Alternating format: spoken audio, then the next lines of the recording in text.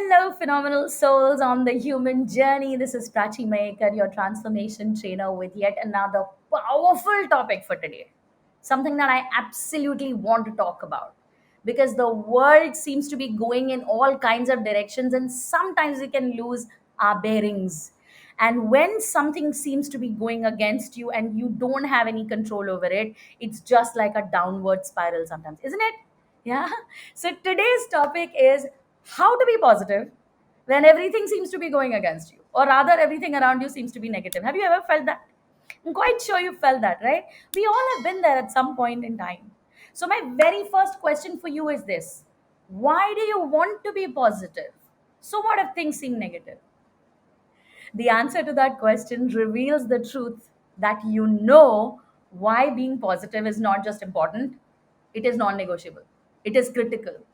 Because you realize that if you continue to be negative with things being negative around you, then you will continue to attract, create, manifest, experience more of the negativity around you. Which means you're aware of the fact that when positivity stems from within you, it infects in a good way, it contaminates in a good way everything around you. Your environment also becomes your state of mind, right? So understanding this point first, that your state of mind is a non negotiable point when it comes to shifting your reality. That's why I always talk about the ACE mindset, which is ACE: awareness changes everything. The moment you become aware of what seems to be bothering you or what seems to be triggering you, you have taken back the power from the situation to now change it or correct it in a way that suits you. So, ACE mindset on, the very first thing you need to remember is a mindset shift is something that you will do first. Yeah. So, if we are speaking about a mindset shift, what exactly are we looking at primarily? When situations around you, when circumstances, people, or experiences around you all seem to be going against what you really wanted to happen or what you thought would happen, the first thing that you need to do to shift your mindset is to stop focusing on everything that is going against and start focusing on what you can still control.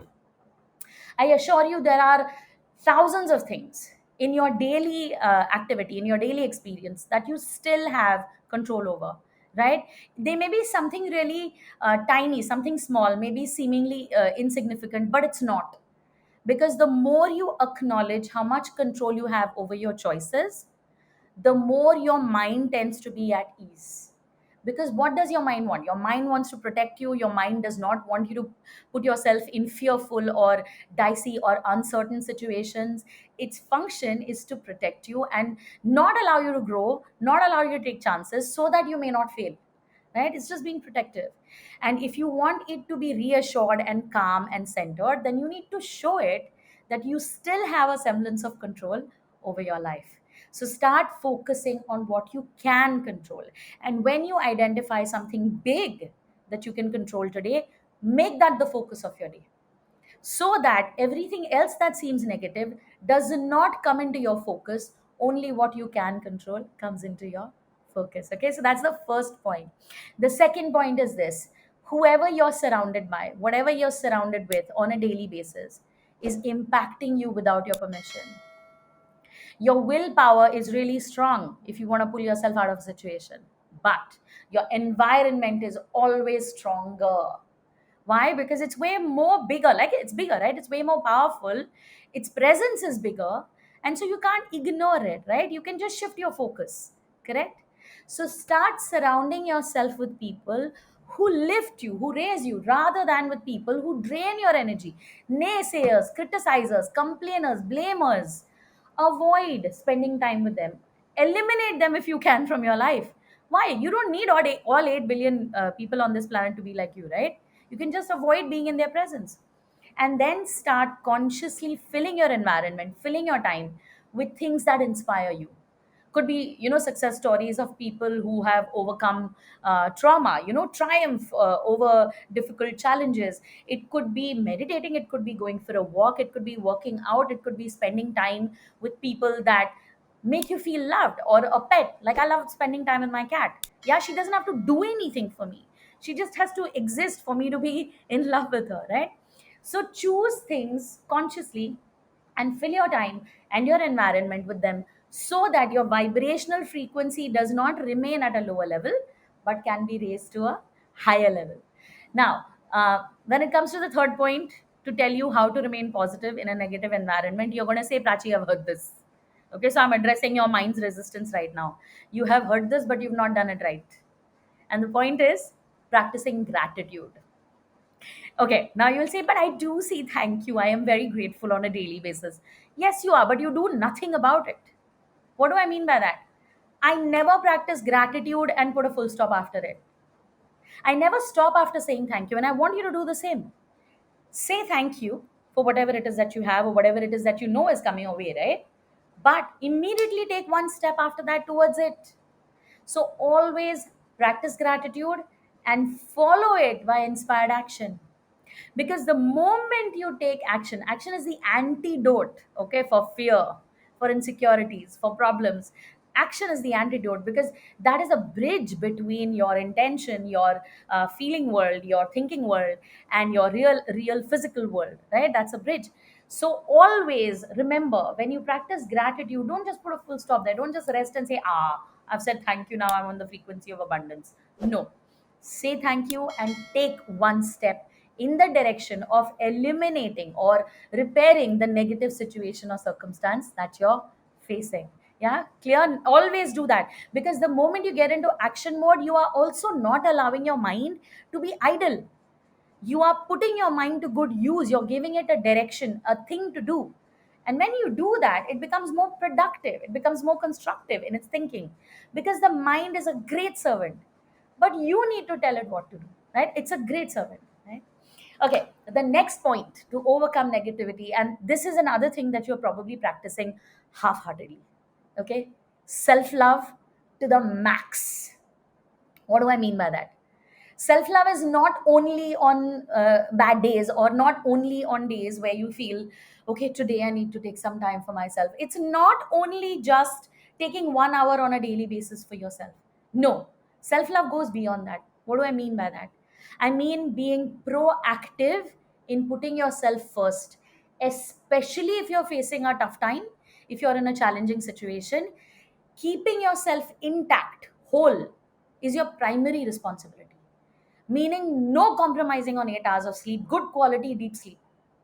Now you will turn around and say, no, but I have so many things to do. I just can't seem to get enough rest. And I start feeling guilty if I put my sleep first. Yes, yeah, that happens with you, right? Happens with me also sometimes. But here's the thing, if you're not getting enough rest, if you're not prioritizing good nutrition for yourself, because the food you put into your system affects your mood. Okay, if you're eating junk or crap, then you're going to feel like junk and crap, right? So you've got to start behaving like the person who loves himself or herself the most. Yeah, so value, cherish, respect your own space, protect it with everything that you have, so that when you're facing your challenges on a daily basis, you have a positive outlook to begin with, right? Because when you're feeling good about yourself, you have the capacity to feel good about the world. So this is a very, very critical one. Do not belittle this or overlook this. Okay. Another thing that you can do, which I always recommend and I always do, stop focusing so much on yourself. Sometimes we get self obsessed because we are facing difficult situations. We can't help but think about, how do I get out of this problem? But let's say you don't have a solution for the problem right now. It is a very negative situation, but you don't have control over it. So, what else can you do? You can be useful to other people. Do that. That's a miracle move. I'm not kidding you. It is so magical. Start showing up in situations where your help might be useful and actually physically help. Be there for someone else. Allow them to benefit from your gifts, talents, skills, and abilities. And see at the end of that experience how positively you will come out feeling. This is a miracle move. Trust me when I tell you this. Being useful to others is the reason why we are born. And we tend to lose focus of it the moment things go against our wishes. How sad is that? Yeah? So let's change that. Start being useful to other people. Now, one of the most important points that I can tell you about this situation that you feel is going against you when everything is against you is a game changing thought. For you to remember that whenever things seem to be going against you, they are actually going for you. I'll tell you why.